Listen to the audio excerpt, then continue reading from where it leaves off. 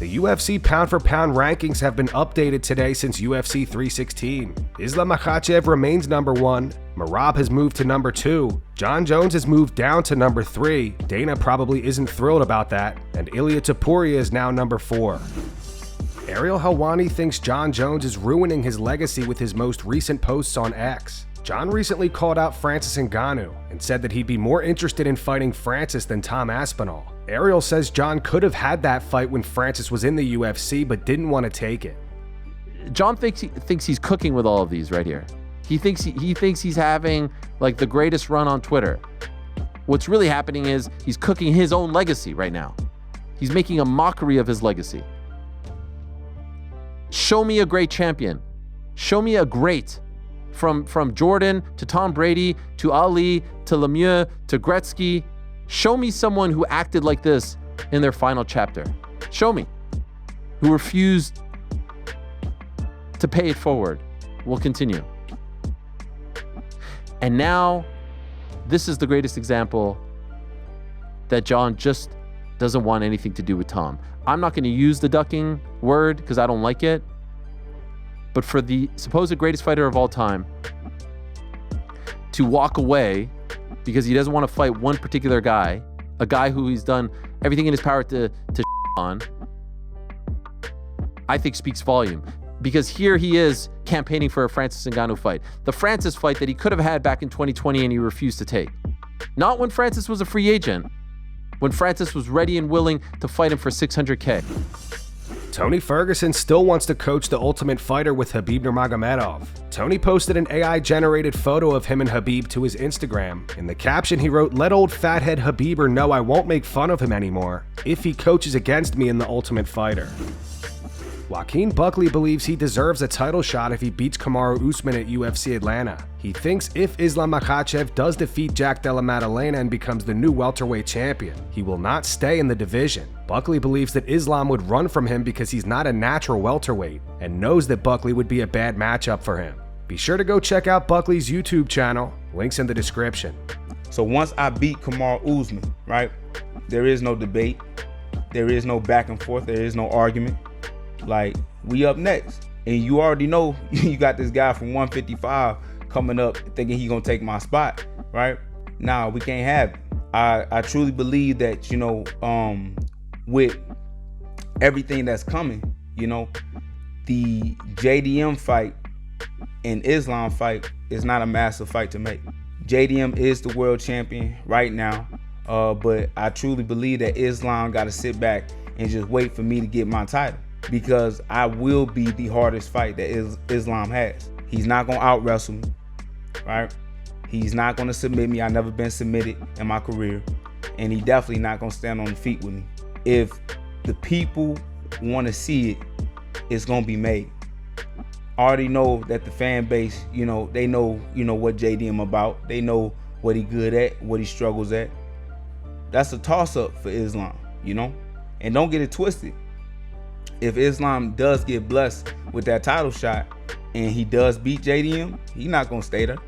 He gonna retire. He gonna get up out of there quick, right? Because he know he's not a natural 170 fighter. And especially with myself, he definitely gonna run from a person like me.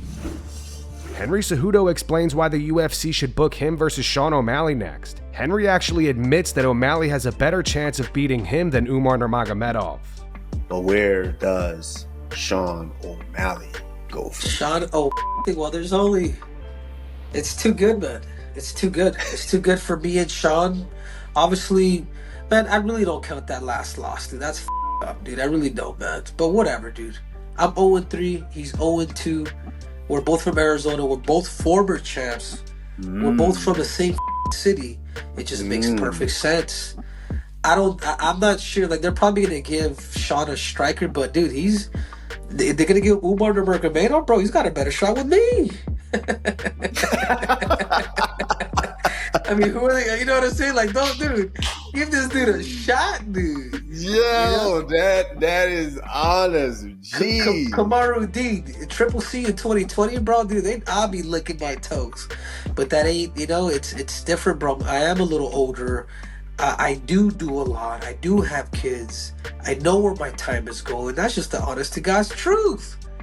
But I feel like, I mean, they might serve. I mean, the UFC is always going to take care of this kid, man. But if there's a way where I could slide in there and fight this dude, like, it's time for us to, from me crashing his deal in Vegas that one time, like the office episode, from him declining the call for us, you know, when we're on pound for pound, that he's like, hey, whatever, that he shuts the thing.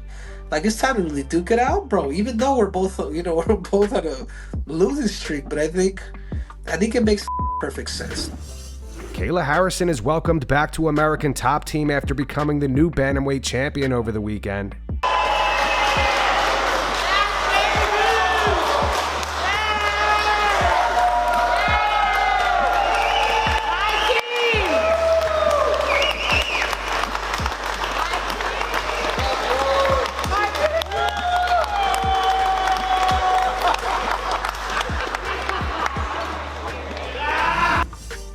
Della Maddalena gives his take on the UFC pay structure. JDM posted a photo of the welterweight title to his Instagram story. He wrote, "I love this company and everything it stands for. It has brought me joy since I was 12. If you don't like the contract, don't sign it. If the bottom guys get paid as much as the top guys, there would be no incentive to get to the top." Michael Bisping thinks Kayla Harrison's judo may be a problem for Amanda Nunes if they do eventually fight. For those unaware, Kayla is a 2-time Olympic gold medalist in judo. On the fight, you know what really impressed me, and it could be a problem for Amanda Nunes. You know, when we train for MMA fights, there's kind of a formula now to the training, right? You know, yeah, the different people have different styles, but people know how to defend takedowns. They know how to defend an arm bars. There's not really too many surprises. But Kayla Harrison, given the level of judo that she had, they're up against the fence. We're kind of taught, get the whizzer, get the underhook and all this. Kayla Harrison, just an effortless little boop, just a nice little foot sweep. Sat it down. They're not preparing for that. And that's the element of surprise that she has, because she's a gold medalist at the Olympics in judo. Twice. You know what I mean? Just a little foot sweep, no effort. You know what I'm saying? The timing of that was perfect. It was beautiful. Yeah. And that's, you know, that's kind of the difference, you know, and that's, you know, because the mold of what a lot of people are using, it's becoming the same. You know what I'm saying? Yeah. But she wall work, defend the single leg, defend the double leg. But then when you get somebody in there that, when you're in almost a bad position, the judo players can trip and throw you from places that you think you're safe, and that's what they want. Even awkward spots like having arm over the head and then get their hips involved. That's where they really present a lot of problems, and it's so, like you're talking about, efficient. Merab Dvalishvili's coach John Wood thinks Cory Sandhagen is a great matchup for Merab. He says he'd like to see the UFC book the fight in late October. Speaking to Submission Radio, Wood said, "Cory is a great fighter, and I enjoy watching him. I think he's a very entertaining fighter, and I think he's got a lot of tools and a lot of things that are going to be tough to deal with, but I do not believe it's going to be anything different than Merab has seen before. I think it's stuff we are going to have just a fine time with, and it'll be a fun fight. But I can tell you this, Merab's going to come out ahead on that one. I feel like we've kind of fought that style before. He's a tough guy, he's tricky. But like I said, I know Merab, and I know what he can do, and I know what we're going to do. It's always fun as a coach to game plan against a guy like that. He's got a great team, great coaches, all that stuff, and it's interesting. I think stylistically it works out great for us. I wouldn't mind getting a Vegas card, maybe October. September might be pushing it. Late October would be real good, just to give Merab a chance if he really does want to sneak in 2 more. The earlier the better. But I'd like to have a card in Vegas where he can stay home and not have to travel." The beef between Yair Rodriguez and Diego Lopes has escalated. Over the weekend, Diego accused Yair of turning down a fight against him at UFC Noche.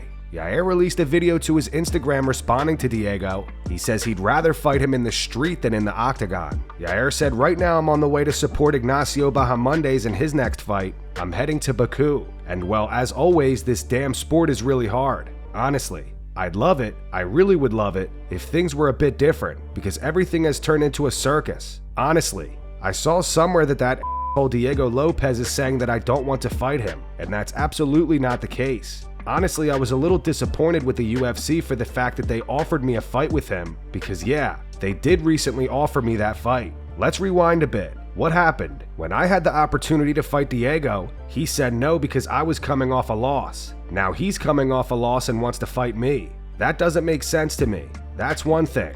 Another thing is, obviously, I've got no problem fighting him. If you ask me, I'd rather fight him in the damn street, because for me, a fight with him in the company doesn't do anything. They're not going to pay me more. It doesn't do a damn thing. It doesn't put me in a better position either because he's coming off a loss. Obviously, I'm doing everything I can to avoid that being the case. But hey, we'll see where this whole situation takes me. To clarify, that's my position. I haven't turned down the fight. On the contrary, I'd be more than happy to fight that little piece of shit and his whole shitty team that's sitting around over there. And that's it, right? Just want people to understand my position, because obviously they're starting to go on the attack. And well, as always, attacking someone when they're down, when they're hurt is real easy, right? But anyway, that's that. I'm going to first check on my health, see if I can avoid surgery as much as possible. If not, well, I'll have to go through with it. For now, I'd like to see Diego stop running away from Jean Silva and go take a swing at him. If he's so eager for a fight, then go throw down with Jean Silva, because it looks like he's ducking him. And well, I'm still here, waiting to see what they tell me. Diego Lopes fired back at Yair and denies ever turning down a fight with him. He also claims he did accept a fight with Jean Silva.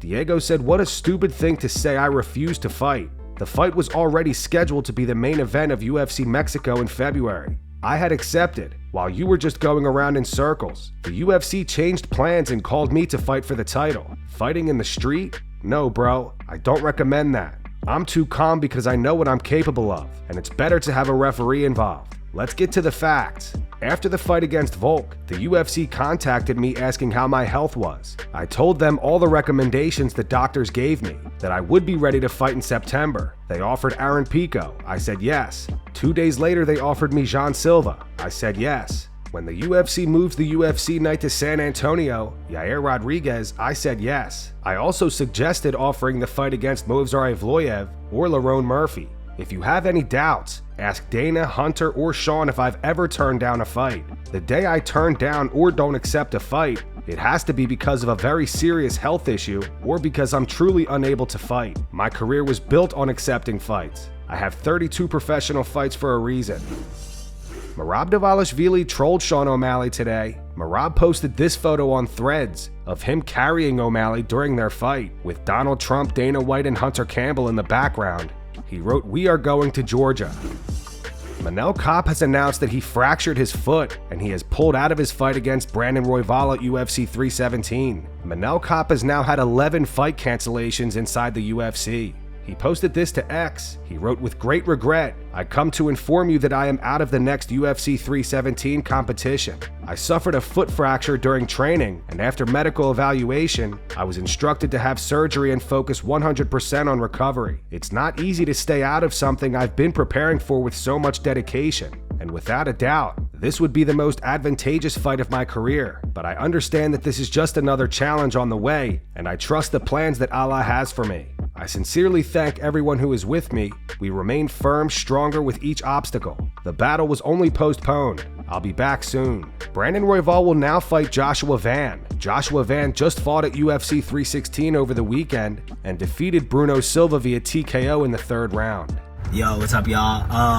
Manel Kape is out. Joshua Van is stepping in. I have zero idea on the extent of Manel Kape's injuries, but I do know that I have the hottest prospect and probably the most exciting UFC flyweight in front of me. So really nothing changes for me as far as what's in front of me. I got a gangster that's ready to take my head off and earn his name off of me. So appreciate the matchup, and then also just excited to just be in what I think is probably the most exciting matchup in the flyweight division and be aligned on the same flyweight title card as Pantoja and Kai Kara-France. So let's get it. Speaking of Joshua Van, after his victory at UFC 316, he bought his mom a house.